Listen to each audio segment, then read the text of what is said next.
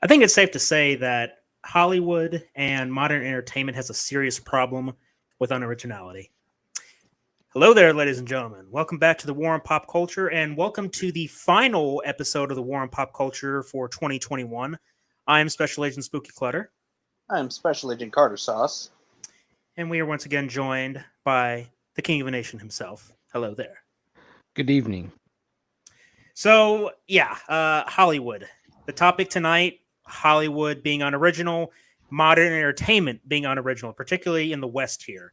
If you see tonight, we have a little bit of a new feature, sort of a banner. I decided to put that up there so that people kind of have a general idea of what we're talking about, some of the topics we're going to be covering. The thing about unoriginality, especially in Hollywood and modern entertainment, is that it encompasses so many different things: video games, graphic novels, movies, comic books. And that's what we're really going to be focusing on is, what's happened to the entertainment industry, why we are where we are in regards for manga and anime.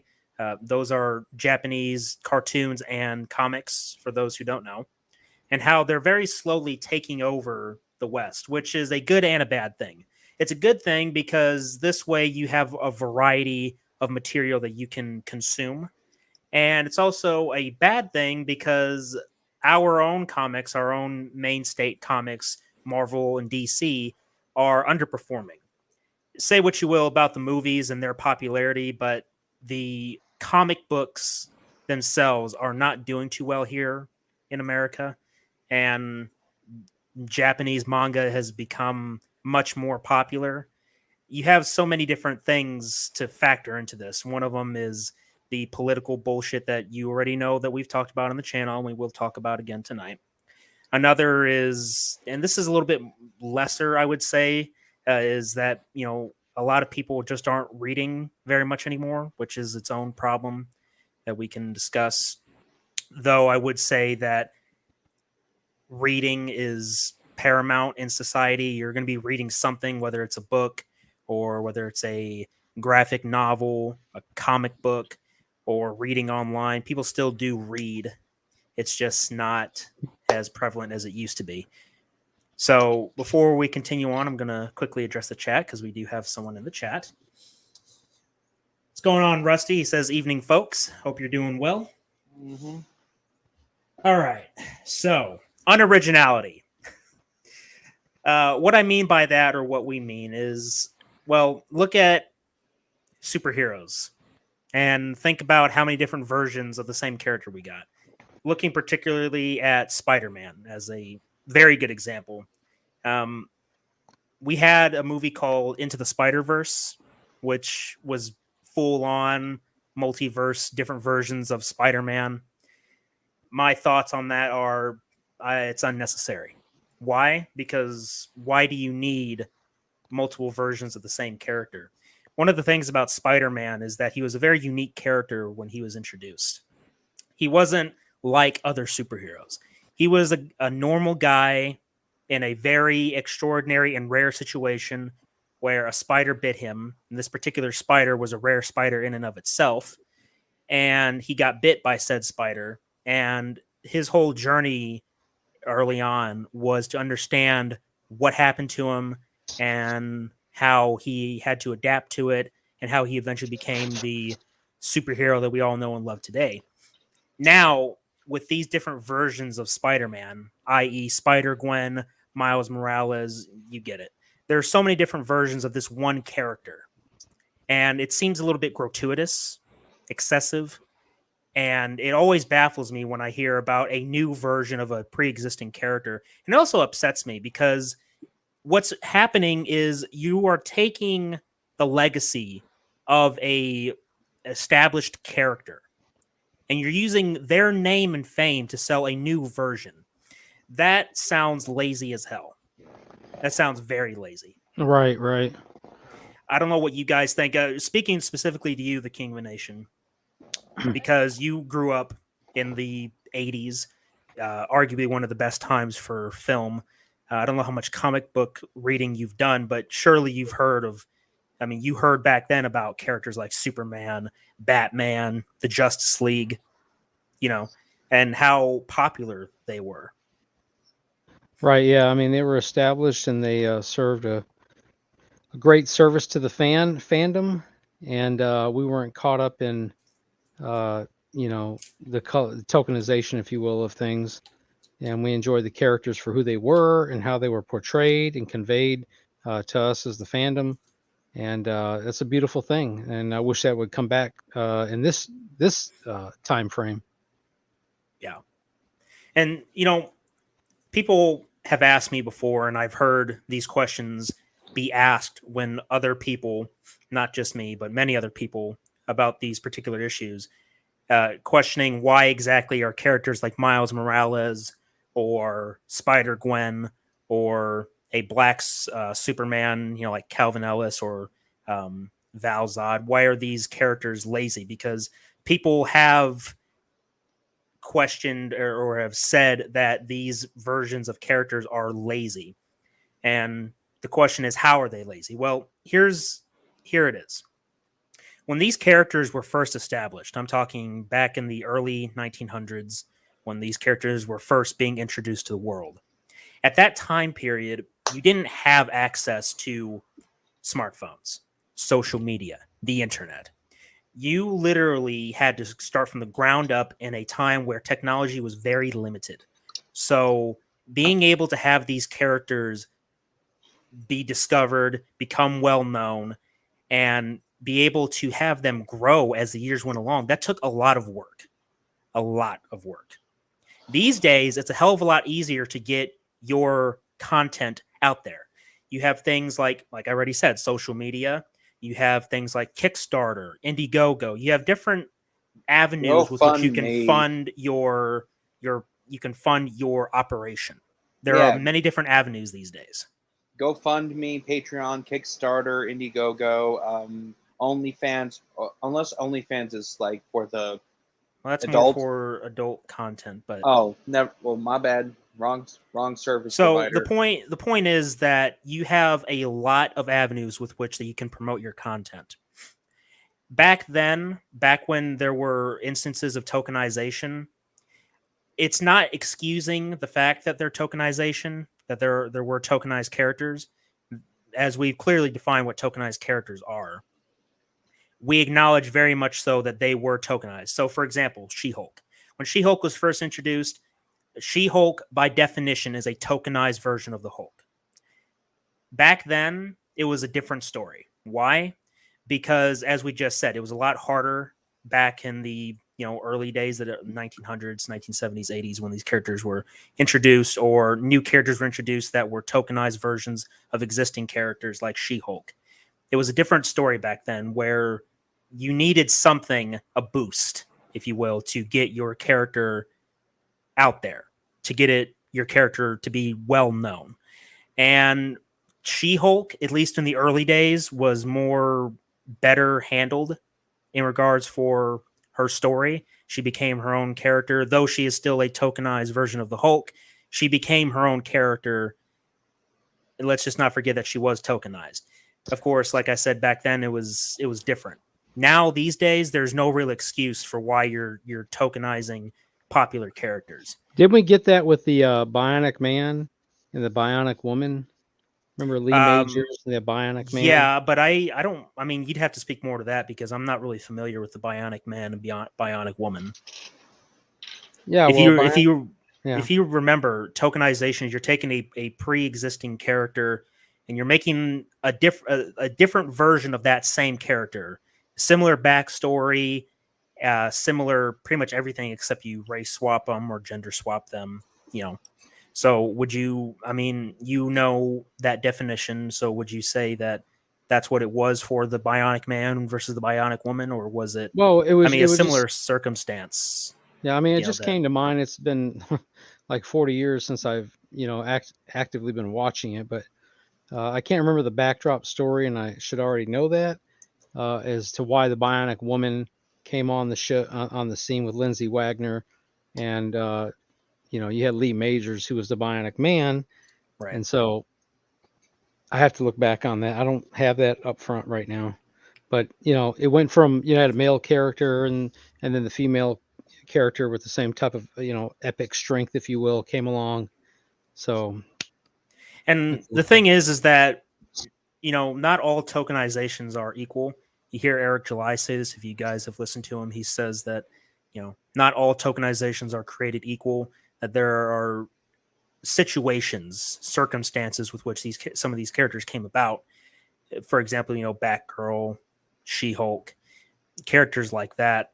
There were circumstances to why they were created, and it's not excusing the fact that it is a tokenized character. It's just understanding the context behind why they were created, how they were created. It makes a hell of a lot of a difference, because when I compare the early day She-Hulk to Miles Morales Spider-Man, for example, the difference is night and day. They literally created Miles Morales to be the Black Spider-Man. They wanted to create a black version of a pre-existing character. And this translates over to the movies as well, the Marvel films. A lot of the Marvel films are made more so for normies. And what I mean by normies is people who don't really read the comics. I would be considered a normie because I have not read every single Marvel comic. I've certainly read Marvel comics. I will say that. I just haven't read a lot. But I can fully acknowledge when they get certain things off, because I have read enough information about these characters, and I've listened to more educated people that are well versed in these comics, that there's something off about it. And the idea of tokenization, you can apply that to things outside of comics. You can apply that to film, where you have an original film and then you do a remake. And my idea on remakes, it's more situational, because certain movies should have remakes because maybe the originals weren't so good, and the remake sort of brings back the popularity, if you will. It's just with tokenization, it always irritates me, because you don't need to recreate an existing character or reimagine them. They had their heyday. A lot of them are still popular these days. You don't need to tokenize them. But remember this, that tokenization is almost always intentional. There's always a motivation behind it. It isn't something that is just organic or natural. It's something that literally comes up because somebody wants to push some kind of agenda. And this is why when I look at the decline in American comics, it upsets me, because there's supposed to be a balance, okay? American comics in America, they should be doing well, but because our society has become much more politically motivated and influenced, and it was all by design. It wasn't something organic. This is something that's been planned. This idea of dividing people based on race, gender, sexual orientation. These things are not natural. These are organic or non-organic situations that were created to start dividing people. And right, exactly. it's It's about translated division. over to the entertainment industry, which is why we say there's a war on pop culture, because the bullshit that they've been trying to push in the political sphere has infiltrated entertainment. Yep. So I'm going to go ahead and address the chat. So Rusty says, yeah, I don't know of any of the alternative whatevers. I ignore them all. Don't watch them. Don't even recognize those Spider-Man names you said. Yeah, not everybody knows about these alternate versions of Spider-Man. Some people do. I mean, quite a few people do, and you can chalk that up to the popularity of Into the Spider-Verse. That's literally the only reason why those characters are getting much more influential and focused, because people that don't read comic books very much are seeing these films and suddenly they become experts overnight. They look up these characters on the internet and say, yeah, now I know these characters. No, you don't. Things like Miles Morales, some of his comics, they're not very popular. In fact, there was one comic issue where his particular comic series came in at 52 as far as popularity on a popularity, like a list of popular American comics of this particular time period, which escapes me. But he came in at number 52. So Wow. literally, you have these characters that are not popular in the comics at all. And the only reason why you're getting more buzz about them now is because Into the Spider-Verse. You're giving a spotlight to these characters that weren't getting much popularity in the comics.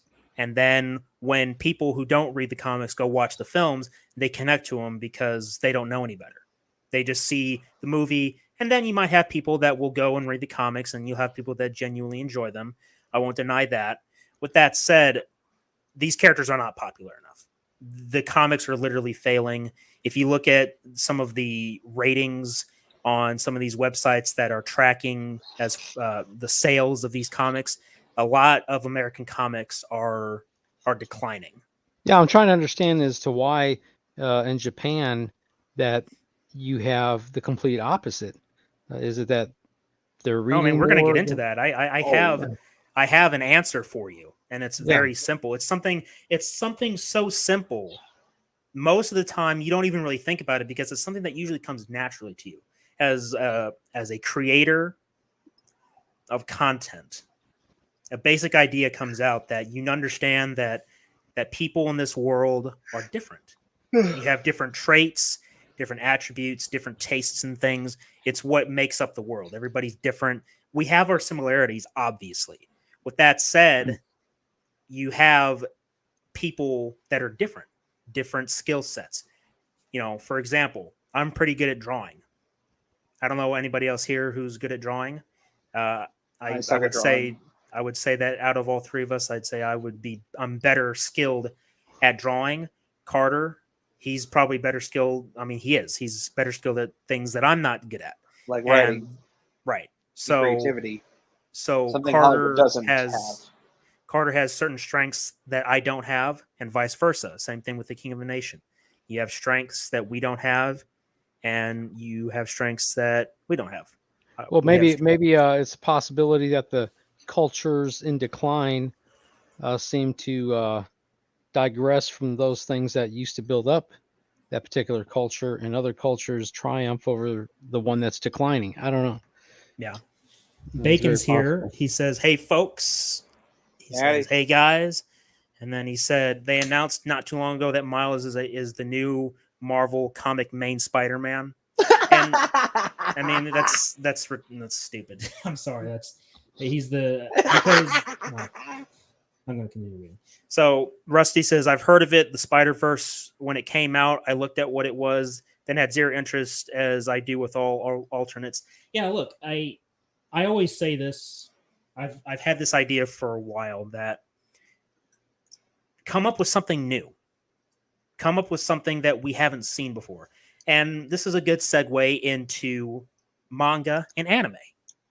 For those that have indulged themselves in it, you can pretty much say without a shadow of a doubt that there are a lot of manga and anime that are very, very different from other manga and anime and from our own Marvel and DC comics. I am an avid consumer in anime and manga. I have several different books of Naruto and Attack on Titan. I've also watched both versions of the anime. I've watched One Piece. I have read some One Piece manga. The same thing with Dragon Ball Z. Just those few series alone, they're vastly different. Vastly different. Different characters with different abilities. And in the case of something like One Piece has a lot of characters. And all those characters have very different abilities. They are very different from each other. Not only do they have different abilities, but they have different personality traits. They're vastly different. So my question is, how is it that manga and anime, how is it that the Japanese can do what Marvel and DC can't? Why is it that only the Japanese are getting it right? Where you can have an entire universe with vastly different characters, but yet Marvel and DC have to continue rehashing the same old characters. Why is that? because Hollywood is basically their like you said in the title, their tokenization and originality bankrupt. Okay, they're totally bankrupt. Like, let me give you an example. Like, let me tell you something right off the spot. Like, speaking of graphic novels, you know that graphic novel you said you're working on? Yeah. Do you want to know how I came up with the idea of my character's name? Go ahead. I got the idea from thinking of Big Trouble in Little China. One's name was Jack Burton. His first name is Jackson, but he goes by Jack. But Jackson only when he gets chewed out or gets a stern talking to. And Swayze. And you're thinking, why Swayze? Because I was actually watching like a snippet of a clip of Red Dawn, the one with Patrick Swayze and Charlie Sheen, and I thought Jack Swayze. Like, sounds like a good name. Has a good name to it though. It's just like, let me tell you something. Whenever you're in a room that has a whole bunch of stuff lying around, just think of something that comes to your mind. Though, be creative. Think outside the box. You ever heard the phrase of improvisation? That's what I do. I improvise. You got to improvise. Don't rely on something that's already made. Just look around the room, find something you could do, and just go with it. Right. Bacon says, I personally think Miles is very different from Peter Parker. Yes, he was bit by a spider like Peter, but their powers are very different in stories. Great job, BTW guys. Keep up the good work. Mm-hmm. Well, here's the thing. Yeah, Miles has different powers. Like, I know he can go invisible. He has powers of electricity, but you basically solved, or you answered your own statement or question. And my own issue is that they literally created him. This is the creator. They literally wanted to make a black version of Spider-Man. And you can like your tokenized Spider-Man. That's fine. You can like Spider-Gwen.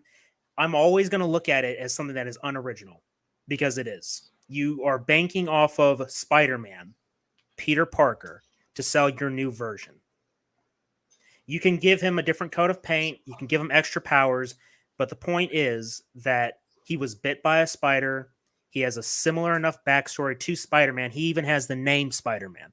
And the mere fact that they're trying to, or already have, replaced Spider-Man with this version tells me everything. Okay? Again, you can like these characters. I'm not telling you not to like these characters. Just understand that they are not as popular as people think they are. And the only reason why they're getting any kind of attention is because they put them in a movie. And people go watch movies more than they read comic books these days. Yeah, I just like shove it down your throat and tell you to accept it no matter what. And that's the problem.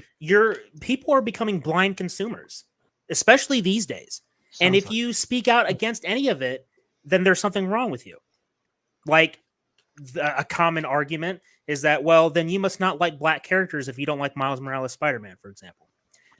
That baffles me, because it's untrue and it's stupid. Anybody that calls you racist or sexist because you don't like a female or race change version of a pre-established character, just call them for what they are. They're fucking stupid.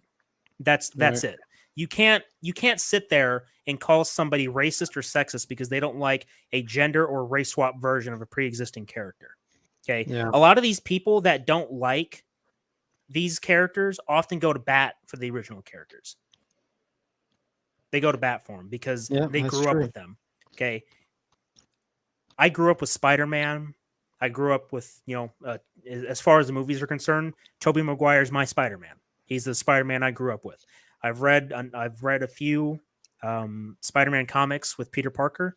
I've always known Peter Parker to be Spider-Man. Okay. When I see these alternate versions, I just see them as pale imitations of a great original.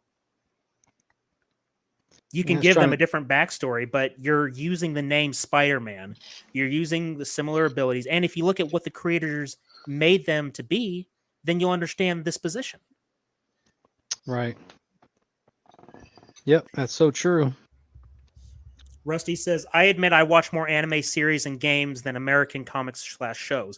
One Piece, God Eater, Full Metal, Titan, Vlad Love, and a slew of others, while ignoring most American comic series. And isn't that a shame? In a way, it's okay. I mean, look, I like a lot of different international media because it shows that there are plenty of creative people in the world, and they get to share their dreams and they share their visions with other people.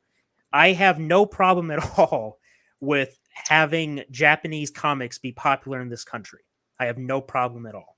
My problem is that why is it that another culture is more popular than our own culture? Why is it that there is no balance? The entertainment industry is out of balance. It's out of balance. Yeah, because other nations have brought, and other cultures have brought things to the table that are very exciting, very entertaining, and I think that really, to be honest with you, at least in the most recent time frame, the past 100 years or so, of course, it came out of the United States, okay, and it was fed off on from other nations, and they brought their own tastes to the table and their own, works, and we're starting to see the fruit of that too from many different nations across the planet. Right. Yeah. And there is a particular anime that came out, I would say maybe a few years ago, and it's become very popular. And it's something that Carter's a fan of, and he can attest to it. My Hero Academia. Yes. Tell us what you like about it. Why Okay, is it appealing to you? Well, here's the thing, though. My Hero Academia, like the concept of it is basically it's set in a universe where there are regular people and there are people with special abilities that have quirks. Think of them as like superhero, like combine all of the superheroes of DC and Marvel, just combine them into one area. But there's kids in there that have these abilities called quirks, and whatever quirk they have, though, it's sort of like a superpower, but we don't call them superpowers. We just call them quirks. Like, you have a term like he's quirky, because he do something nobody else can do. So anyway, they all attend this one big high school. It's called UA in this fictional city in Japan, though. I forgot the name of it. Mustafafu. Anyway, it sounds like Mustafar, but anyway, I forgot how to pronounce it, though, but it sounds like Mustafar. Anyway, so they attend this high school where they learn to become future superheroes. Think of it as like the Japanese version of Sky High.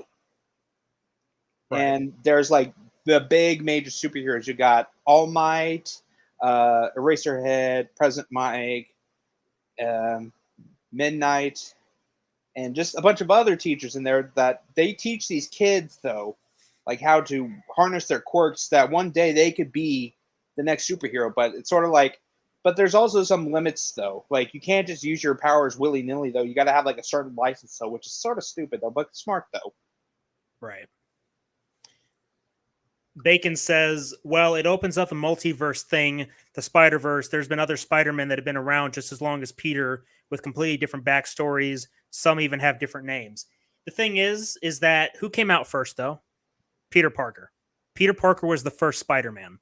Exactly. And my point is that any other version of Spider-Man that comes out is mooching off of the name Spider-Man.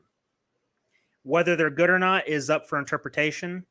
Me personally, I'm like Rusty. I'm not interested. I have very little interest in Miles Morales Spider-Man. His popularity is only there because people that haven't read the comic books have seen him and they say, I like it because he's just like Spider-Man, but he's black and Puerto Rican. That's one of the very few reasons why he's popular. He may have a different story, but the story is similar enough. He gets bit by a spider. Again, I don't know everything about Miles Morales Spider-Man. I'm going off of what other people have said about him. I've read some articles about Miles Morales' origin story. All that I do know is that the creator of Miles Morales Spider-Man specifically said he wanted to have a black Peter Parker. That was one of his motivations. He wanted to have a black Peter Parker. And that was actually one of the inspirations for the Black Superman. There was I believe that it was a DC comic creator, like an artist, and he made Barack Obama like Superman. Oh God. But it was like instead of having the S on his chest, it was an O for Obama, and that Oh, was sort of boo. the inspiration behind having a black Superman. I remember that. Oh, excuse me. That was back in, I believe it was like 2013, maybe 2014. I don't remember exactly, but I remember specifically that they had made Barack Obama as like a superhero that looks like Superman. Yeah, I And saw then that. Yeah. that's where they got the idea for a black Superman. And now they want to make a black Superman movie. And again, for characters that barely anybody knows, because there's not a lot of people these days reading these comic books like it used to be. And, that's for a variety of different reasons. We've already gone over them. One of the reasons is that, people just aren't reading very much Well, anymore. It's the digital age. There's so much online that nobody picks up a book or a paper or a magazine anymore, Yeah. which But is sad. But the thing is that the sales are also in the shitter right now for American comics. Yeah. And so that's why Marvel and even DC are going to be banking off of their movies, because plenty of people go see movies, right? So you put Right. out your tokenized characters and suddenly they gain popularity, and maybe you get an uptick in comic sales because some people want to go read these comics that have the tokenized versions of the characters. And it goes back to what I said. That's lazy. That's a quick little cash grab. You can make money very quick by tokenizing a popular character because it's marquee value and brand recognition.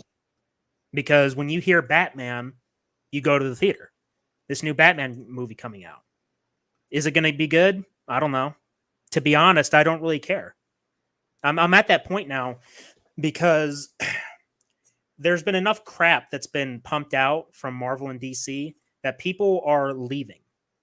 And that is why manga and anime are becoming much more popular here in this country, because people are actually tired of the same shit.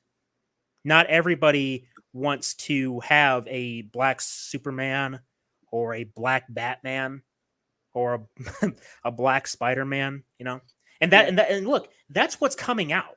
If you look at the comics that are coming out, a lot of what's coming out is tokenized versions of pre-existing characters. And then you'll have people that will defend these things and say that, oh, well, the idea of Batman was a mantle. A mantle.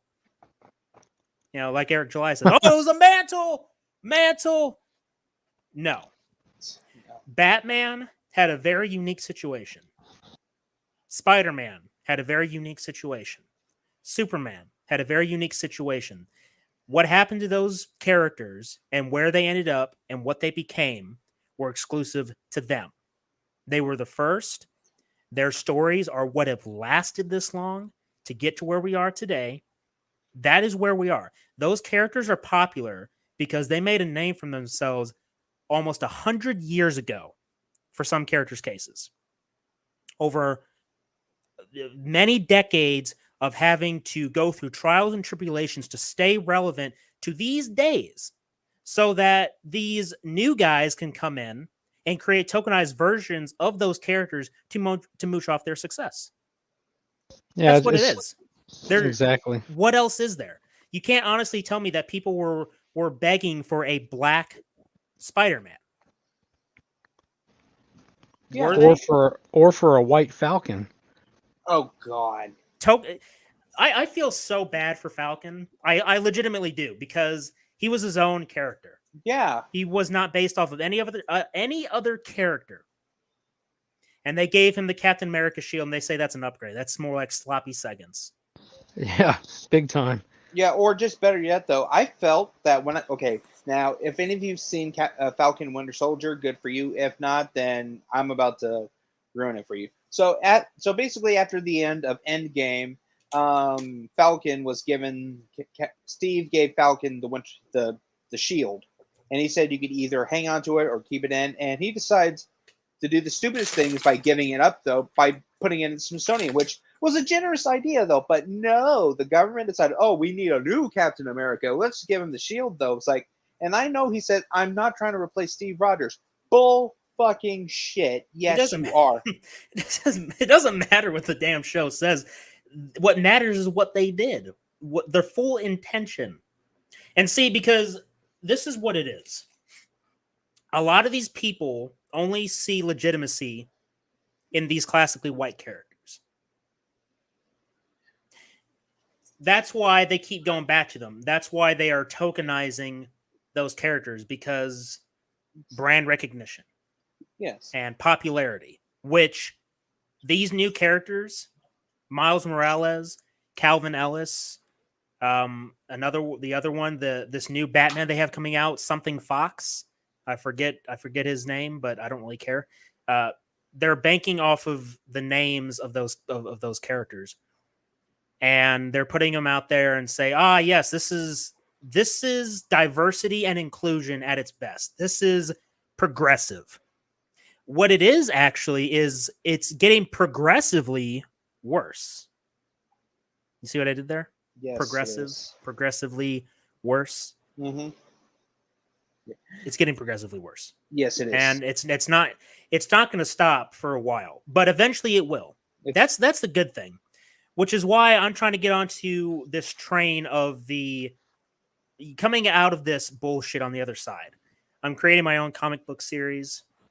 It's not going to be directly a superhero series per se. It's going to be more of a sci-fi, action, horror series. That's kind of what I'm aiming for. But I want to get in on this train because not only do I want to tell the story that I'm crafting, but I want to be able to provide a alternative solution to the problems we're having. And it's not exclusive to comic books either. It's also being done in movies and TV shows. And the pendulum, as they say, is going to swing back eventually. Eventually. Yep, absolutely. How long that's going to take, I have no idea. But when it does happen, I want to make sure that I'm on the other side ready.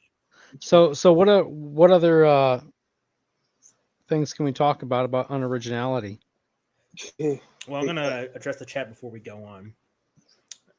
Rusty says, 0 interest in this Miles Spider-Man. Yet my favorite character is Storm, so can't accuse me of anything, and I don't care if they do anyway. That's true, because one of the things I hear people say, or I see people talk about on social media, is that if you don't like tokenized characters, it means that you don't like black or whatever race or gender, sexuality heroes. Which is bullshit, though, because there are black superheroes that came out before they decided to do that shit, though. Blade. Well, Rusty said it. Storm. Yeah. Storm is an original black character. Yeah, so was Blade. And he likes Storm. Yeah, Falcon was too. Falcon was an original black character as well. So Rusty likes Storm.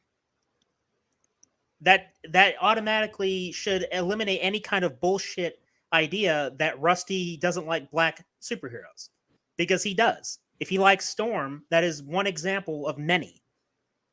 I feel like we shouldn't have to say this because it seems very obvious. Yeah, I mean it's kind of like, why are we kowtowing to race, creed, culture, color? I mean, it's just absolutely insanity how history is forgotten, and you're digging up old skeletons. Yeah, it's disgusting. It really is disgusting. You can look at Bacon says you can look at Spider-Man 2099, who wasn't bit by a spider. He got his powers from a drug. He's a much darker Spider-Man. Wow. Well, he still has that name Spider-Man, though, doesn't he? Yes, he does. And he didn't come out first. It was Peter Parker. Yes. Marquee value, brand recognition. You can like these characters. I tell, anytime I have a conversation with people about these things, I always tell them that you can like these tokenized characters. I'm not telling you to stop liking them. All I'm saying is that they're lazy. In many cases, it's lazy to mooch off of the popularity of another character in order to sell your different version. Yeah. Go ahead. Oh, you read the chat and I'll explain what I was going to say. I still got it. The reason I like them more, this is Rusty. The reason I like them more is American comic verse has gotten so bland and uncreative, just playing off the same thing. Anime has lots of diversity and creativity out of the gate, not bored rehashes. You are absolutely right. Yes. You're absolutely right. Like, This is something that we touched on earlier, is that an anime or a manga can come out like they have been. The Japanese have been very hard at work creating shit. They What were have you gonna been say? pumping things out of their ass. And that's not an insult, by the way. Right. What They've were you been gonna? pumping things out, creating whole new stories with all these diverse characters, with these diverse abilities. And my question is, why can't Marvel and DC do the same thing? Why do we need Miles Morales Spider-Man? What were you gonna say, Carter? I was going to say that why Japan, like, even though Japan is doing better at the anime and the manga, but there are some. I'm saying not the big brands like DC and Marvel. I'm not saying those two. I'm referring to different brands of like comic book companies. Though like, there's this one independent, like I'm not sure if they're like a major one, but I think they're like a small one. But they're called Big Dog Inc. Now, and if you're wondering why that sounds familiar, is because Caleb and we actually met. I think uh, Tim Hutchinson. I think we met him at a Fan Expo Dallas this year.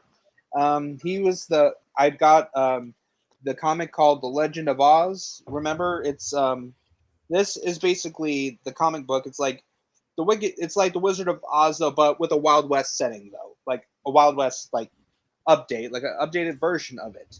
That's Right. one Right. that'd be that. Some people say that's tokenization, but it's not though. It's like giving them an upgrade or sloppy seconds though. Now another piece of work of hold on, I'm trying to remember that guy's name though, the Japanese guy. Hold on, like Studio Ghibli. Like you've heard of Studio Ghibli. Who's heard of it? If not, then where the hell have you been living?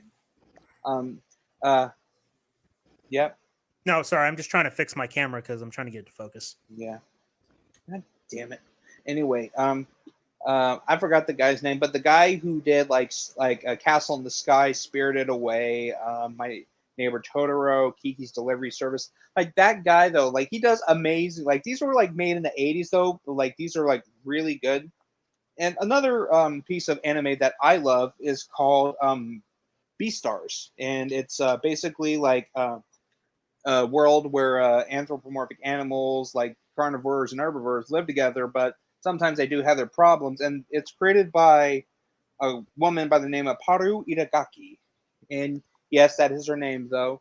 Another non-big, non-big comic company besides Marvel and DC I like is Boom Comic Studios. And if we're wondering why does Boom Comic Studios sound familiar, it's because they've done their own stuff and they've actually did some like brands of like comics like this one. This is basically Buffy the Vampire Slayer. It's basically a retelling of the '90s classic, but in comic book form.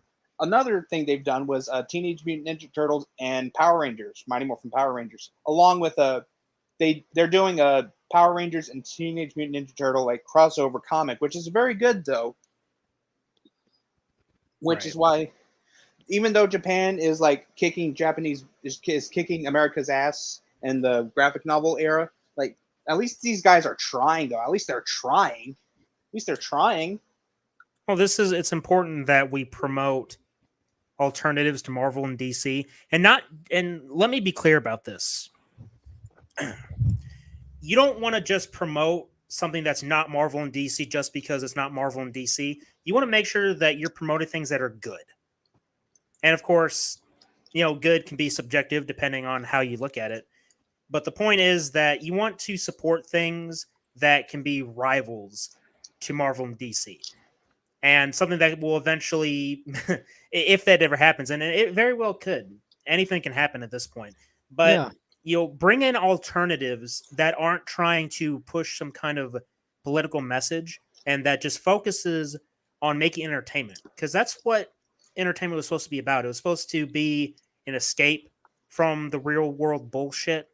That way you can relax, unwind, and get into a Exactly. really good story. And the really good thing about this idea, the idea about getting into a good story it's not it's not necessarily a distraction from the real world, if you think about it.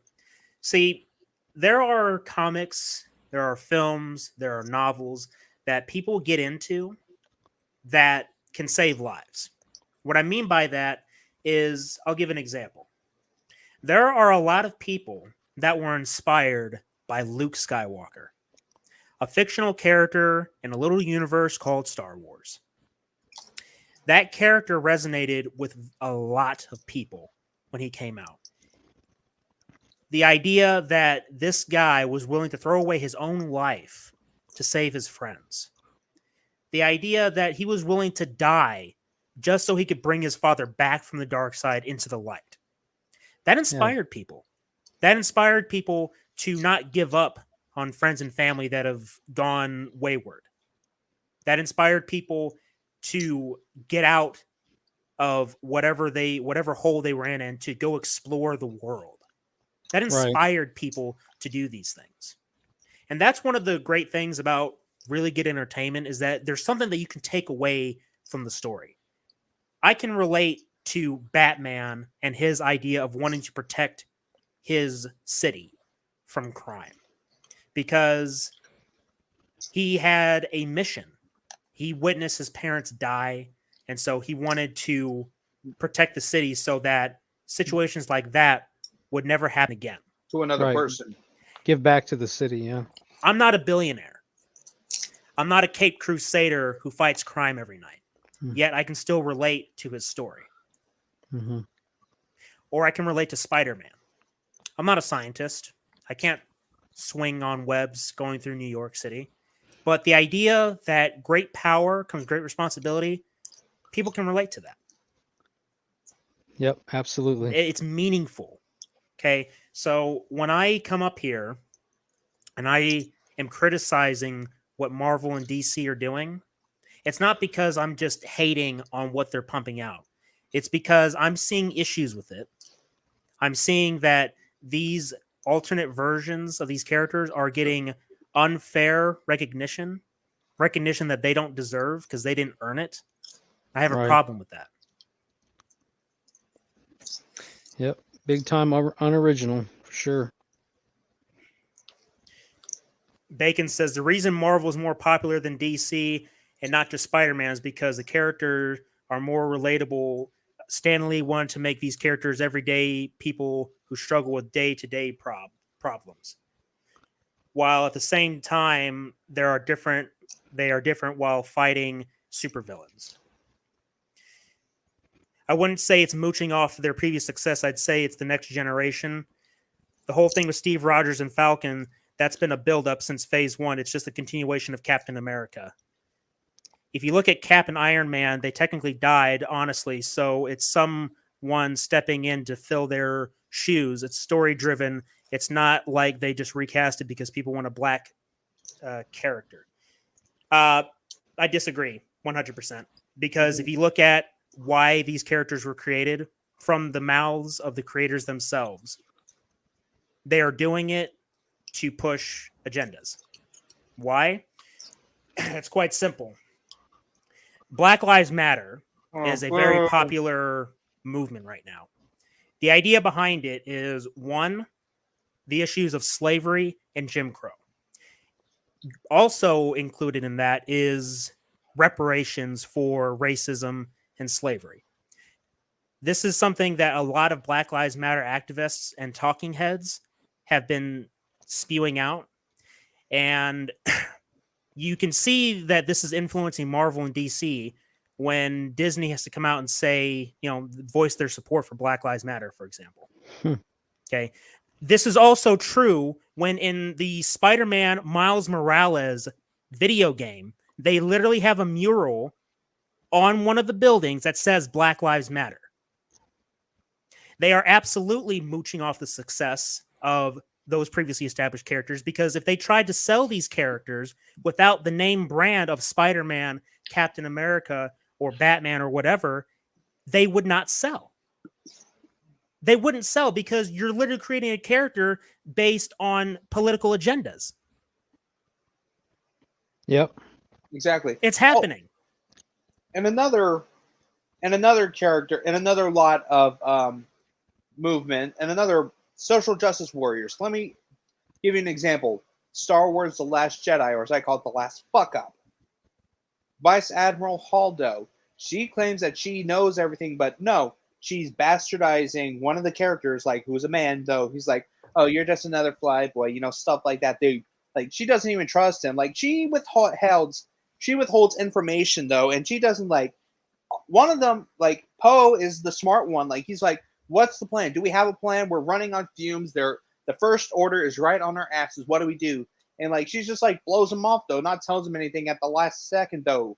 Like why? Like why did they kill you instead of sending like an ex stormtrooper and a nobody mechanic just to go to this fucking casino world? Just tell them straight out. What is the plan though? Like just don't tell us at the last second though. Either you have a plan or you don't have a plan. Tell us, what do you do exactly? What do you do? And not to mention she's got the fucking pink hair, and then she just treats Poe like as if she's like a glorified secretary. Like she just treats him like shit though, like a dick secretary. Like you bet, yeah, you need to see out the bridge. Yeah, you're just another flyboy. Just do as you're told. Sit your flyboy ass down. That's what she did. Yeah. Bacon says anime is a lot of wash and repeat. As much as I love DBZ, it's only wash and repeat through the entire story. Yeah, DBZ does a lot of repeats. I won't argue that. But you can't tell me that Dragon Ball Z is the same as One Piece. Or you can't tell me that Dragon Ball Z is the same as My Hero Academia. They're vastly different. Carter, would you say that's accurate? Would you say that My Hero Academia is different from Dragon Ball Z from what you've seen? Yeah, it's totally different. Different stories. Yeah, different similar stories. Beats does not equal the same story. Yeah, exactly. They're very different. They are very different. They may follow similar story beats and ideas. That doesn't make them the same thing. That doesn't make them a repeat. It just doesn't. Yeah, like let me tell you an example. Dragon Ball Z, it's about fighting and trying to find the Dragon Balls to summon a what was the dragon's name? Shinron, in order to grant one wish. That's what Dragon Ball is. One Piece is basically about a kid's dream of becoming king of the pirates and like sailing the seven seas. It's basically basically evolved around pirates and trying to find this treasure where whoever finds it is the king of the pirates. That's one. My Hero Academia is basically all about creating the future superheroes. That's what they're trying to do though. It's not. It's just it's like, does it evolve around the same concept? What was the thing, like whitewash? What's that? Like it says it's basically a rinse and repeat. Is it the same thing as a rinse and repeat? No, it's not, because they all have different stories, plots, and premises and timelines. Like, not to mention that One Piece is set in like the old days, like the golden age of piracy. Dragon Ball Z is set in like modern times, and so is My Hero Academia. Yeah. Rusty says, funny that they all happen to be black characters filling those shoes. Not one white stepped in to fill their shoes. Nah, I'm going to have to disagree as well. Yeah, look, and we've said this before, but I'll say it again, that if tokenization happens in either direction, I'm going to call it out. If they decide to make Black Panther into a white guy, I would have a problem with it. I would be saying the exact same thing I'm saying right now. If they replace Storm or Blade or any other black character with a white version, I'm going to have a problem with it because it's stupid and it's unoriginal. 10-4 on that. Mm-hmm. Bacon says, but these characters have been around long before Black Lives Matter, not necessarily before slavery, but they have been around before Black Lives Matter. Yes, Black Lives Matter as an organization, but the idea behind reparations has been around for a very long time because Jim Crow and the civil rights movement is still somewhat fresh on people's minds because it happened back in the early 1900s up through the 1960s and such. Slavery, no real excuse there. It's I don't think there's anybody alive today that has been a victim of that system of slavery back in those days. It's not happening. It hasn't. Yeah. Not like that. There's still Yeah. slavery in the world. I'm not saying that there's not slavery in the world. What I'm Yeah. saying is that the American The slavery US. that a lot of people like to focus on, there's nobody alive today that experienced it. They're all Yeah, dead. yeah, they're Yeah. all dead. And their story lives on in history books and documentaries. Yeah, and Black Lives Matter sure was not born out of anything righteous whatsoever. It's Yeah, about give me. Not It's not called handouts. The not welfare when system. watch this. If Disgusting. you have black people that say they don't agree with Black Lives Matter and then Black Lives Matter attacks them, you can tell right away that it's not about Black lives. Yeah, It's not. It is what it has always been. It has been it's political about give me agendas. something. It's about give me something. It's all political. It's called conquer and divide. And That's why when the George Floyd incident happened, he had all those riots across the United States. What and the happened? Rodney King riots. There were a lot of fires being started in these cities. Lots of stores were looted too, and I didn't know that robbing stores, including robbing your own neighborhood, yeah, was part of wanting reparations for the death of George Floyd. it's decades of welfare. It's decades of outsourcing, and that's why it happened. And that's why we are where we are today. And so it's gonna have to be continued to be dealt with until they bring and of course this is a whole nother topic, but anytime you become dependent, you become a slave, sadly. Yeah, especially during the time of Go ahead, Carter. Go and finish. especially during the same times as the Rodney King riots, though, because because Rodney King got the shit kicked out of him by 4 cops, and those cops weren't found guilty. It wasn't until the rioting decided to relook into the case and then arrest those guys, though. That's Right. why they were basically rioting because they were tired of police brutality against minorities. That's why. Yeah. Not to mention, Well, though, that was the one time when the Crips and the Bloods actually teamed up to fight against the pig.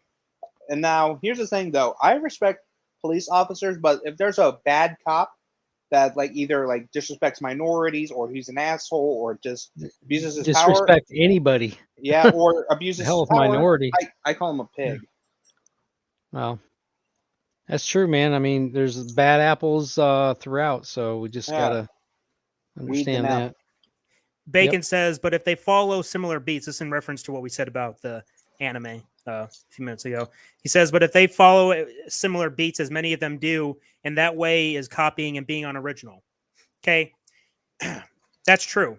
If you have similar story beats, the thing is that you're always going to have that.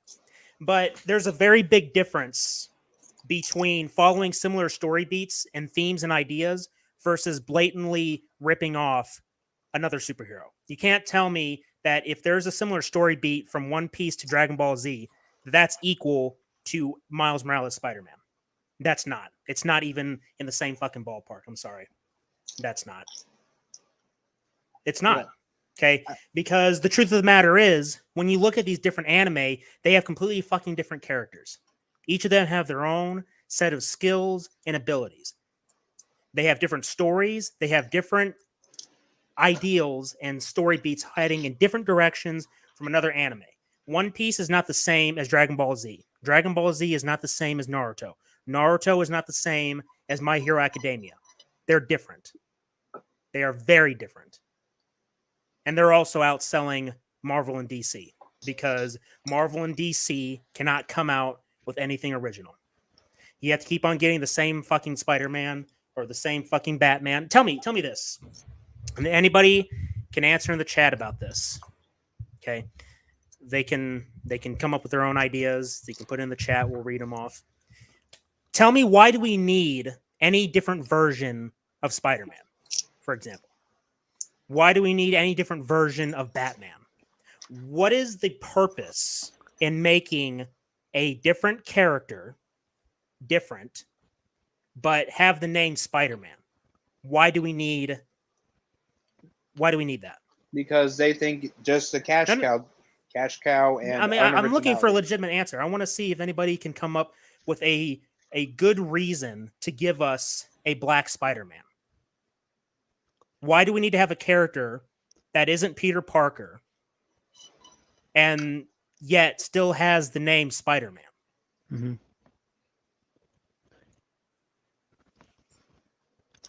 Bacon says, sure, it is if they both were bit by a spider, but have a completely different powers and story than it and stories, then it is the same in a way. Okay, that doesn't change where the characters came from. That doesn't change where they came from. They were created based off of an original character. The difference between Miles Morales Spider-Man and Falcon is that Falcon was his own character. He wasn't based off of anybody. Yeah. Miles Morales Spider-Man is known as Spider-Man because there used to be another Spider-Man named Peter Parker. Kyle's in the chat. He says, hey, Caleb, Carter, the Human Nation, Bacon, another phenomenal episode. Thank you. Great to have you here, Flet. Kyle. Why did I say Flet? Good to have you here, Kyle. Rusty says there needs to be no different versions of Spider-Man, Batman, or any other superhero. Yeah. Amen. Amen. Hey, let me ask you a question. I was looking up some information earlier about, black characters, about this guy named Luke Cage. Anybody ever heard of him? Yeah, I've I'm heard of familiar him. with him. I don't know too much about him, but I have heard of him. Yeah, Netflix heard of him. Oh, Wasn't his name Power Man? If anybody knows in the chat, Luke Cage is Power Man, I believe. I remember there was a Spider-Man animated series that had White Tiger, Iron Fist, and Power Man. I think that was Luke Cage. Mm-hmm. But yeah, I mean, I've heard of Luke Cage before, but I don't know too much about him. Oh. Rusty says the only reason they do it is to get money off the names of those characters already established, and it's true. Oh, That's yeah. exactly what's happening because, as I said earlier, if you were to market any of these new characters without the label of Spider-Man, Batman, Superman, The Flash, they came out with a non-binary Flash. That was a couple years ago, I believe. But they came out with a non-binary Flash, and I'm just wondering why. You have different versions of the Flash. Like you have Wally West, Barry Allen. You have the original Flash. I'm talking about the original Flash. He has like a helmet. He has a little lightning bolts on his helmet. I don't know too much about him because I was never really into the Flash. I've only remembered the Flash from the Justice League animated series in the early 2000s, and then of course the Super Friends from the 1960s or 70s, that animated series back then. Yeah, Super Friends. Yep. I Excuse remember me. that. Bacon says, story building to continue the legacy. Not all these characters are immortal. They have to continue the legacy in a way. Not all are called Spider-Man and some are called Scarlet Spider. Yeah, they're still Spider-Man, though. If you're going to have, for example, I'll give you a good example. If you're going to have the death of Iron Man and Captain America to where they're no longer playing a part in your universe like you have in the MCU, you need to let those characters rest. Come up with new characters. You know why? Because you have an entire catalog of characters in the comics that have not been brought up in live action yet. You can't sit there and tell me that you just feel that you can't let those characters stay gone, that they have to come back. You want to sit there and tell me that there's not enough Marvel characters that they can bring on to replace the new characters? I'll give you an example. We've had 2 incarnations of the Fantastic Four in live action. yes. For some people, the first incarnation was okay. Other people didn't like it. Obviously, it didn't stick very much because they decided to reboot it. And the reboot sucked too, from what I heard. So you haven't got an MCU version of the Fantastic Four. To be honest, I don't really want to see it anyway. I mean, it's going to happen eventually. The same thing with the X-Men. They might even try and use this multiverse shit to bring in these characters. I mean, that's what they did with Spider-Man: No Way Home, which I'm gonna say something a little bit controversial, at least for some people. But, here we are. The only reason why Spider-Man No Way Home has made $1 billion is because of nostalgia bait. They brought back characters from arguably better Spider-Man films, at least for me. Oh yeah. Better Spider-Man films. You brought back William Dafoe, Alfred Molina. If you liked Amazing Spider-Man Reese 2, Ifans. Jamie Sandman. Foxx, Reese Sandman. Ifans. Sandman. That movie succeeded because it was banking off of those characters as well as the idea or the possibility that Tobey Maguire and Andrew Garfield were going to come back. If it didn't have those characters come back, I highly doubt that this Spider-Man movie would have made $1 billion. It was a good idea for what it was. The movie was good for what it was. But I'm done. I'm calling it quits here. I'm not going to go see another Marvel movie. I have no desire to. To be honest, I really want to start focusing more on my comic series. I've been doing a lot of writing.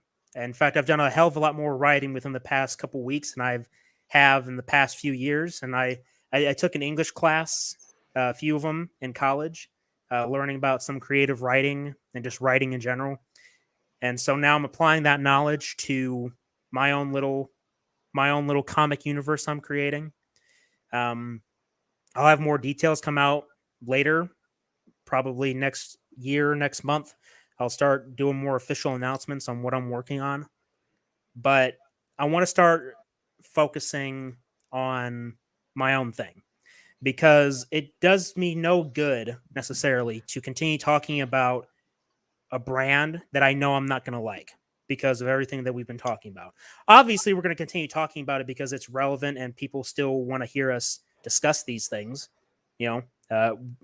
Talking about tokenization, talking about cancel culture like we have, talking about some Star Wars things, which I do want to touch on really quick as far as unoriginality is concerned. Because I was just about to suggest that. But I'm pretty much clocked out of Marvel and DC.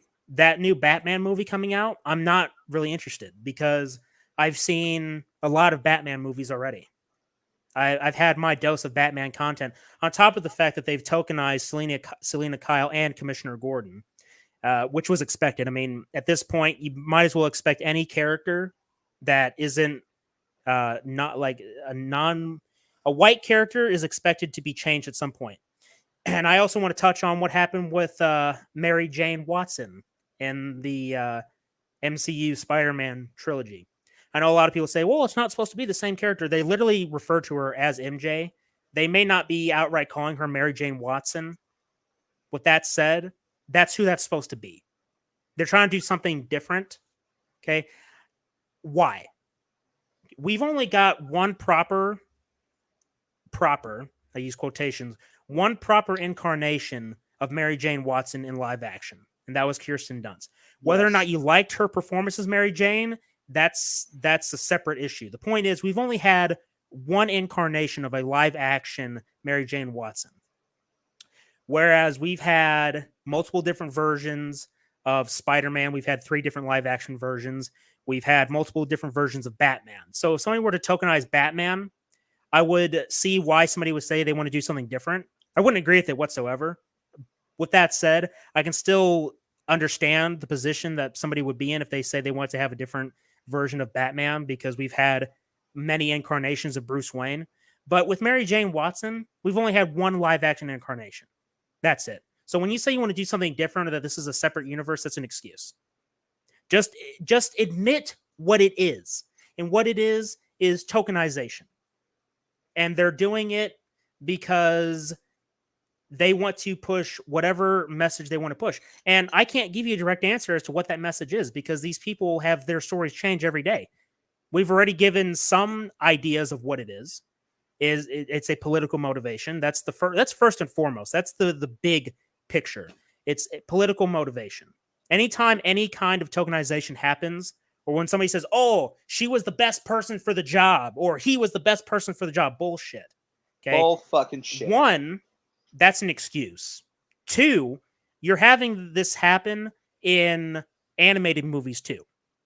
What I mean by that is you have characters that are, for example, traditionally white, and then they change them in the animated movie or show to be a different skin color. That's also tokenization. Oh, and that has nothing to do with voice acting. Okay. As long as the character remains what they were in their original incarnations, there's no problem. There's no problem. But you're changing the skin color or the gender or the sexual orientation of a character because you want to sell a new version. And you can have whatever version you want. It's just that Let doesn't me change the fact of what it is. let me ask you a question about unoriginality with the new Matrix movie. You know, Hollywood is out of ideas, and so they just copy and paste over the new Matrix movie, Well, you're like going they to speak did. on that because you've seen the first hour of this film. I haven't, and to be honest, I have no desire to because from what I heard, this new Matrix movie was a copy paste of the original. On top of that, they retconned certain things. I don't really want to go into spoilers in case people here actually care about wanting to see the film. But from Yeah, what I heard, they've copied off the original Matrix with this new they film. did. They just took like different settings and scenes from the first movie and incorporated it into this movie. And I'll just drop a spoiler. They kind of made Neo out to be like this video game maker or something. It was just, I was very, very unimpressed. It was a huge turn off if you watch the original movies. Um, yeah, it's just, Yeah, I had wasn't to he? stop watching it. Yeah, It was wasn't that he? bad. And then I'm sorry, but in the original movie, wasn't he like a radio? Like, wasn't he like a radio pirate or something, or what? Well, Well, he he was was like a like, programmer, I Oh, believe. pro. Oh, yeah, yeah.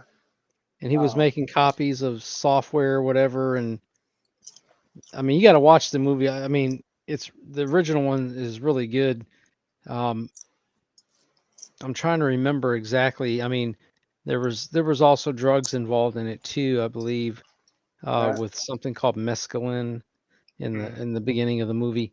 Um, but anyway, yeah, Neo is appears to be pirating software or something like that, and um, definitely worth watching. The original, not Right, the not original the for fourth one. sure. Yeah, Bacon watch says all Luke three. Cage was a Netflix series. He was just another Marvel guy. Rusty says Luke Cage was in the Avengers and Fantastic Four as a supporting character / team member through the years. Bacon says they're doing that now with Shang-Chi, Eternals, Moon Knight, and Ironheart. Yeah, they're trying to bring Ironheart into the MCU, which at this point, whatever. Ironheart is another is a tokenized Iron Man. I don't really give a shit.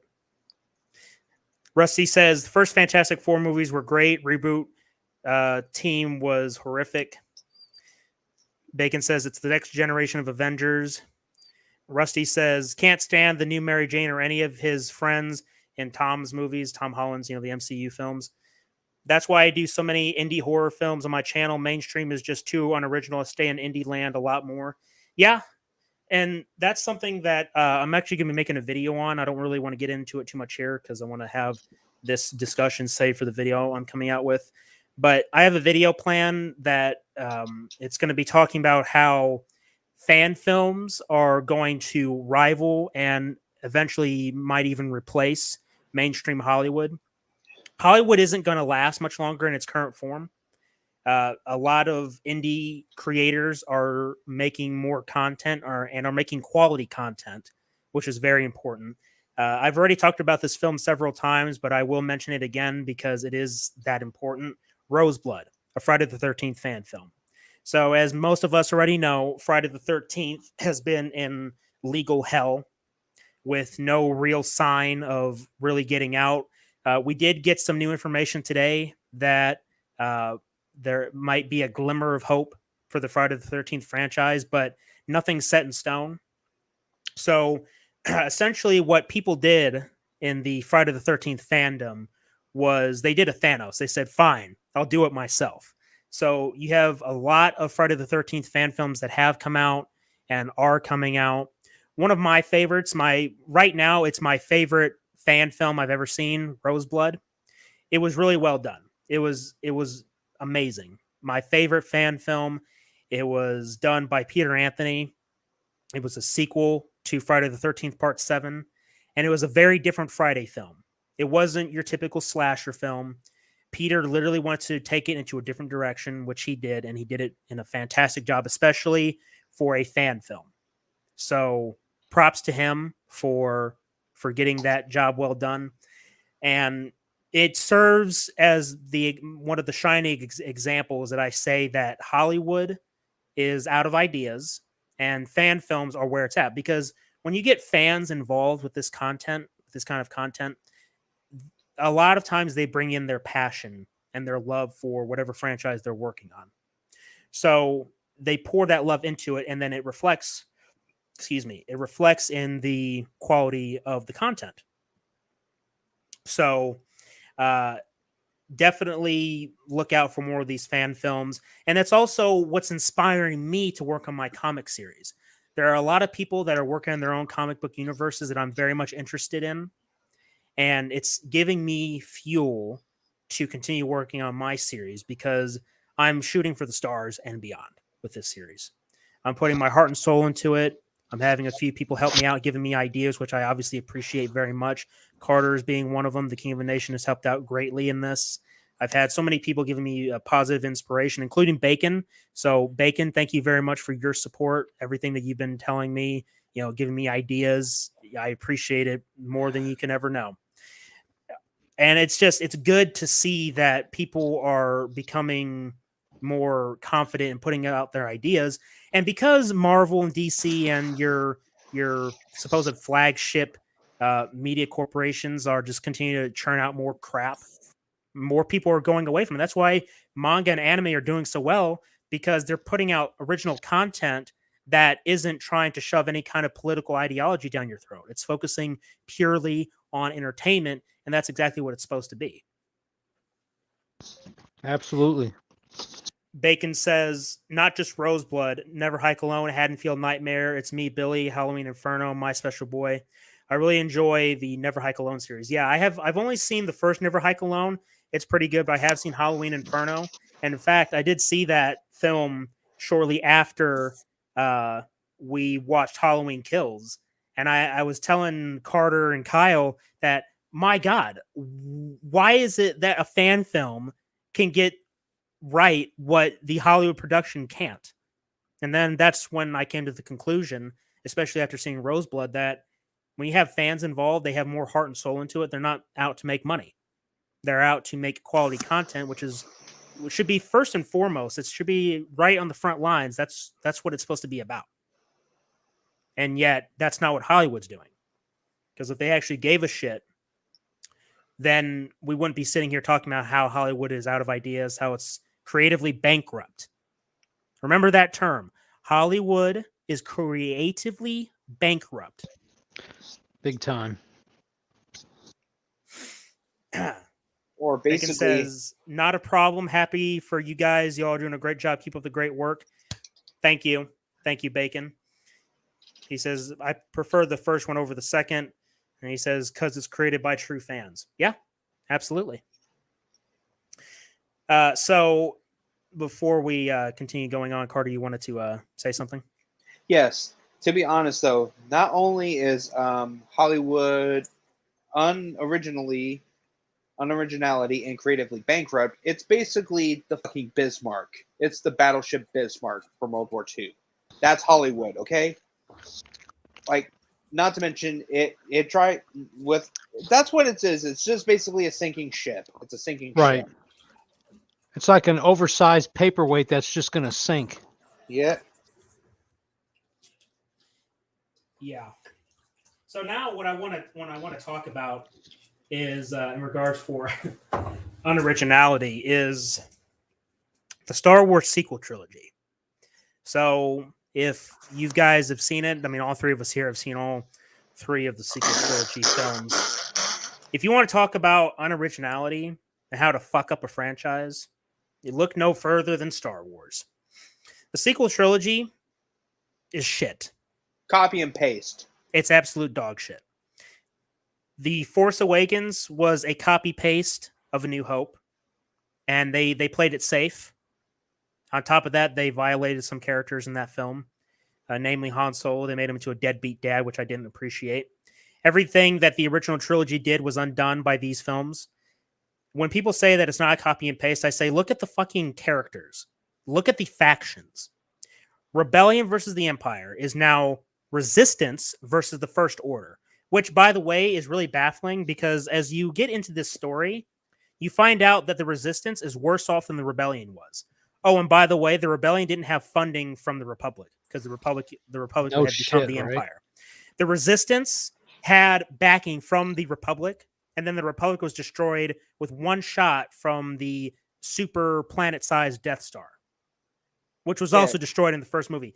Now, if you were going for bigger is better, I would have thought that Starkiller Base would have lasted through all three films because it was so much bigger than the Death Star, which meant that it would be a lot harder to take down than the original two Death Stars. But no, they pretty much did it in the exact same way. In fact, you would even say that it was probably even easier. It was easier. Force Awakens can kiss my ass. It sucks. The Last Jedi is even worse. It humiliated Luke Skywalker. It tried to be The Empire Strikes Back. In fact, a lot of people tried to compare Last Jedi to Empire Strikes Back with how dark it was. It was a shit film. It was legitimately shit. There were plot holes and inconsistencies that were just glaring. Holdo maneuver, Bullshit. Luke Skywalker's violation, the controversy about the fact that Carrie Fisher died in between production of the film, and when Carrie Fisher got blown out of the airlock or whatever. Yeah, the bridge. We pretty much thought she was dead, but then they brought her back. They brought her in with what, like Carter said, Space Mary Poppins. Absolutely disgusting. Yeah, well, insulting. that wasn't even blown out of the airlock. It was just the ship was blown up. Yeah, yeah, out of the bridge. And however, I know she's called Space Mary. She was called Space Mary Poppins, but I'm pretty sure they got that idea of Leia being a force sensitive person from the comics or novelizations made by fans. And Kathleen Kennedy, Rian Johnson, and Disney says, "Oh, we don't have any source material to make a sequel." Excuse me. Kathleen Kennedy directly said that. She said very blatantly that they didn't have any comics or books to mooch off of in order to create the sequel trilogy, which was a lie. Yeah, insert the Will Smith meme doing the. Yeah, have a good night, Bacon. Exactly. We'll see you when we see you, buddy. Yeah, just him pointing to like a shelf floor of Star Wars Spider-Bert. yeah, just him doing the what's this like with a big shelf full of Star Wars fan novels and comic books, like just made by fans and stuff. Hell, even and here's the thing: one person, actually, let me rephrase that: two people that respect the Star Wars franchises. Two of them are really good though. Dave Filoni and Jon Favreau. What's that? No, they're putting out content that's not insulting the fans directly, but they're still employed under Disney, Lucasfilm, who is being run by Kathleen Kennedy. So when I look at the content that they're putting out, like The Mandalorian or the Book of Boba Fett, I fully understand that they're not doing this for the fans. They're doing this because if they started making more content like the sequel trilogy, people would just outright leave. They'd say, you know what, fuck it, I'm done. I'm officially done. The sequel trilogy was enough for me. Now you got to screw up everything else that's coming out. I fully understand what those shows mean, including the upcoming Obi-Wan series. I fully understand what they're doing. First of all, for Book of Boba Fett and Obi-Wan Kenobi, nostalgia bait. You're taking a classic character to get people to come back. And then when you give us the content, because we've been given shit over the past several years, anything that's not directly insulting you is going to seem like first sight to you. So when I look at the Book of Boba Fett, I watched the first episode. I said, this is average. It was all right, but remember that they're not going to outright insult you this time around because they need you to tune in so they can make their money. So Doesn't change the fact that it's So not this is a being done with wholesome intent, is my point. right. So this is a precursor setup, if you will, to draw you into the Obi-Wan series that's coming. What, the Book of Boba Fett? No. Book of Boba Fett takes place after Return of the Jedi. But it's still a production. It's a production. It's a platform to play on fans as a Well, prelude. This isn't building up to Obi-Wan. Obi-Wan is just a part of it. I know Same that. thing with the Book of Boba Fett. I'm just saying the story, the idea that they're producing it, okay, and this is coming before the Obi-Wan thing, which they're, is coming down the road. So they They're not marketing the Book of Boba Fett to promote Obi-Wan. Right. I know that, but it's there. So Star Wars fans are thinking, okay, well, we got this Book of Boba Fett thing going on. And oh, by the way, man, I hope they do good enough here. It's a play on your mind. You know what I'm saying? It's a play on your emotions. Yeah, exactly. It's emotionally connected too, of course. Just don't fall for it, because don't forget what they did with the sequel trilogy. And more importantly, don't forget what they said to the people that didn't like the sequel trilogy. Yeah, Rian Johnson himself said that if you don't like his film, you're a man baby or you're a toxic fan. How is it that you can honestly give Disney your money after they have insulted you? Yeah. Yeah. I mean, you're just, I don't want to get too vulgar here. I was about to, but I'm going to hold myself back. The point is that they are violating you and you are taking it. You're not saying anything about it, which is why I don't want to be supporting Marvel. I don't want to be supporting anything because as long as Star Wars is under Disney and under Kathleen Kennedy, things won't really change. I don't care how good Dave Filoni and Jon Favreau are. They have people that they answer to. And Kathleen Kennedy is one of them. Or better yet, though, hell, even have George Lucas come back, tell her that bitch she's fired, or better yet, ask them if he could buy it back and give it to Dave Filoni and Jon Favreau. Just buy it from the mouth. See if, like I said though, if I was George Lucas, I would nah. Okay, here's the thing. Here's what should have gone. If I was George Lucas and said, okay, Disney, I'm going to give you a portion of my company, but however, if there's any fuck ups or if there's anything going down with it, if something I don't like, I'm going to pull out. I'm going to take my company back, and you're not getting anything. However, I am going to put someone that I trust in charge. Okay, not you, Kathleen. You're fired. Get out.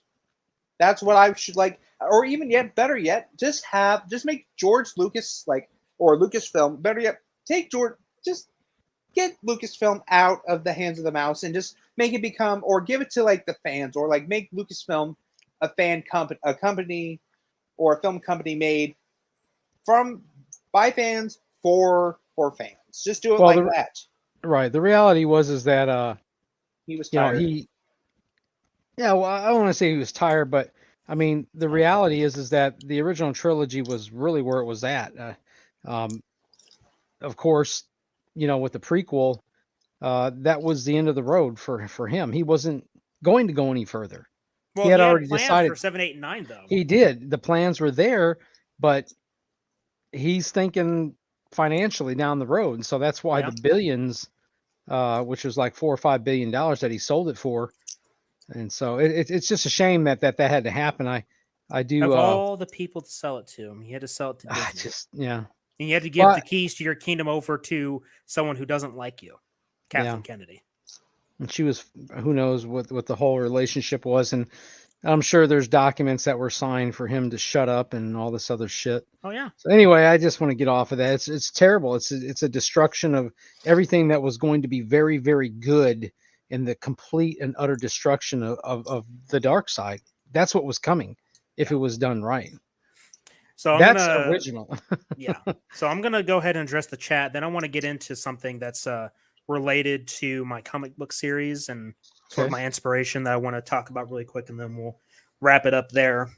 So Kyle says, my awesome friends, Caleb and Carter, has one of the best shows right now. Keep up the incredible work. And then he says, sequel, Star Wars sequel trilogy can die. And Thank thank you, you. Kyle. I appreciate that. We appreciate that. So, what I want to talk about next is yet another victim of Hollywood, or not. Well, it's not even really Hollywood because this particular show wasn't made by Hollywood. This was made by the BBC. I want to talk about Doctor Who. Now, I haven't watched but one episode of this 13th Doctor, the female Doctor played by Jodie Whittaker. But I have watched plenty of videos about how this series and this new Doctor and the showrunner Chris Chibnall have royally violated Doctor Who. It's gotten bad to the point where they've retconned the entire show and the entirety of the Doctor as a character and his home planet of Gallifrey and his race, the Time Lords. Now, I was introduced to Doctor Who back in 2012, I think is a safe area. I had a friend of mine introduce it to me. David Tennant, the 10th Doctor, was my first Doctor. The first episode I watched was about a werewolf in 1600s London or England, I believe. I thought it was 1800s. 1800s, yeah. That's Queen Victoria. Right. So I really enjoyed Doctor Who. I went back to the beginning. I haven't watched Classic Who, which I know can be considered a sin. It's like, how is it that you haven't watched the original Doctor Who? I know. I have to get to it. Anyway, I started watching back from the beginning, 2005, with Christopher Eccleston as the 9th Doctor. And I've been watching ever since. Up until me skipping around with Peter Capaldi's Doctor, because that's where things really started falling apart the most. But as far as 9 through 11 goes, I thoroughly enjoyed it. Most of the episodes I thought were fantastic. David Tennant is my favorite Doctor, with Matt Smith being a close second, and then Christopher Eccleston as third, and then Peter Capaldi fourth. I did like some parts of Peter Capaldi's run, but it was really with 9 through 11 that really gripped me with Doctor Who. And when I watched the first episode of this 13th Doctor, I wanted to vomit. And the funny thing is, that wasn't even the worst episode, because the worst was yet to come. So ever since then, they have retconned a lot of the Doctor's past. They've retconned the Time Lords and Gallifrey. Basically, it's a shit show. And it hurt. It hurt because I had a real good connection to Doctor Who. I actually got a Dalek. A little figure Dalek from David Tennant's era. So, after they violated one of my favorite sci-fi shows, I was pissed off, and for a few years I was coming up with ideas for a comic series, which is now what I'm working on. Now, it's heavily inspired by Doctor Who. So when I announced this comic series, and when you start seeing concept art and story bits and information, you're going to see some inspiration from Doctor Who, because I wanted to make something that was similar enough to Doctor Who where people would acknowledge it and say, wow, this guy was clearly inspired by Doctor Who, but something that was different and something that gave people an alternative, because there are a lot of people working on alternatives for superheroes. And while I would like that idea to work on my own kind of superhero, I'm working on something that's a little bit more closer to Doctor Who, just so I could provide some kind of alternative that people can remember the old classic days of Doctor Who and not have to worry about the bullshit that's happening today. Yeah. So this series I'm working on, it's inspired by many things, but one of the first things was Doctor Who. But I will reveal more when I'm ready to share it. I want to make sure I have like a complete package to tease for everybody here. So just stay tuned for that. But it's just a shame what happened with Doctor Who. They just violated that series, and Russell T Davies, who was the showrunner back in 2005, he's coming back after the 13th Doctor and Chris Chibnall leave. It's kind of like those two literally took a shit in the middle of your living room and then walked out. It's like, well, now I'm left to clean up the mess. The problem is that I have very little faith that Russell T Davies will be able to salvage much from this. because at the end of the day, it's not just Chris Chibnall and Jodie Whittaker. It's BBC and their diversity quota, because they're very big on diversity over there. Man, Literally fuck on their that. website, they're promoting the living daylights out of that about Fuck diversity all and that. inclusion. And it's ridiculous, and it's gotten out of hand. And then Doctor Who is an unfortunate victim of that. So fingers crossed, something positive can come out, but I'm not hold my breath about Doctor Who. In the meantime, I'm just going to continue going forward, working on my comic series. The war on pop culture is still raging on, as always. There's always going to be something to talk about from Marvel and DC, something that we can all laugh at while people are doing much better things. It's going to get better. That's the important takeaway from all this, aside from knowing about the bullshit of tokenization and unoriginality with Hollywood and all these creatively bankrupt idiots, is that eventually the pendulum is going to swing back the other way. How long that's going to take, when it's going to happen, no idea. But something to look forward to. There is still hope. And we're looking for that hope for sure. Yep. So I'm going to quickly address the chat one last time. Rusty says, I hate the new Doctor. Refuse to watch any of it after they did that. Yeah. All of my UK friends hate it. It's a total flop. Yeah. That's what I heard. Don't even get me started on the casting choice of the fucking Master. Oh my god. Oh yeah. I don't even know. He looks familiar. I don't remember know where he was in, but I don't know. But let me tell you something. This adaptation of the Master, like, Jesus Christ, this guy is so annoying. You know who he fucking looks like? He looks like the nerdy sidekick to every douchebag character in every TV show or movie. Like, you know, you have the protagonist and you have the rival. You got his dorky, nerdy sidekick, or just like that douchebag assistant to a bitchy boss. So like, yeah, when he said, oh, coffee's ready for you, man. Just something like that, though. Like, I just wanted to crawl through the screen and literally strangle the fuck out of him. yeah. John Sims Master and what was her name? The one who played Missy. I don't remember her name, but she was all right. I prefer John Sims, though. He was a better Master for me. Yeah, anyway. Yeah, and not to mention though that in the Capaldi era, when he comes back though, I loved how he has the beard and how he goes back to the age of the Delgado era, how he was inspired by that, which is very clever though. I liked it. The one problem though is that they had a line in there that was pretty stupid. Yeah, where the Master said, "Is the future going to all be girl?" And then the Doctor said, "We can only hope." Oh god, that was fucking stupid. That's one of the reasons why the Peter Capaldi era for me is like so. There's some good parts about it, but there's a lot more bad to it. And it's not even really Peter Capaldi's fault. It's just the writing, the stupid shitty writing, which has infected the entertainment, which we already know. But anyway, that's going to do it for episode 4 of the War on Pop Culture. Thank you guys very much for tuning in. Thank you to Rusty, Kyle, Bacon. You guys have been great in supporting us on the channel, supporting this series. It's a lot of fun. Happy New Year, by the way. I know it's not officially January 1st, 2022, but the next time you see us on the War on Pop Culture, it will be the new year. So everyone here from the Dark Ether Files podcast, we hope that you guys have a wonderful, happy New Year. If you're going to be blowing up some fireworks, stay safe. Don't blow your hands off. Practice safety. Yeah, don't get killed. Practice safety. And if you're drinking, drink responsibly. Yes, drink responsibly. Absolutely. So, with that all being said, thank you guys very much for listening. And until next year in 2022, remember, welcome.